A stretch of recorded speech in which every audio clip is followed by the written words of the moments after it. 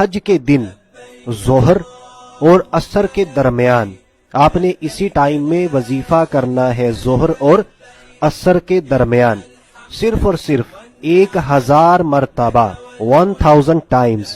1000 مرتبہ قرآن پاک کی یہ ایک بہت ہی چھوٹی سی مختصر سی سورہ مبارکہ ہے جو ہر مسلمان کو یاد ہے، جس کا نام ہے سورۃ الاخلاص۔ تو جب ہم نے اس سورہ مبارکہ کو 1000 مرتبہ پڑھنا ہے تو اول و آخر کم از کم ایک مرتبہ میرے اور آپ کے پیارے آقا مدینے والے مصطفیٰ صلی اللہ تعالی علیہ وآلہ وسلم پر درود پاک بھی لازمی پڑھ لینا ہے۔ درود پاک آپ کوئی سا بھی پڑھ سکتے ہیں، اپنی جتنی بھی حاجتیں ہیں اللہ تبارک و تعالی کی بارگاہ میں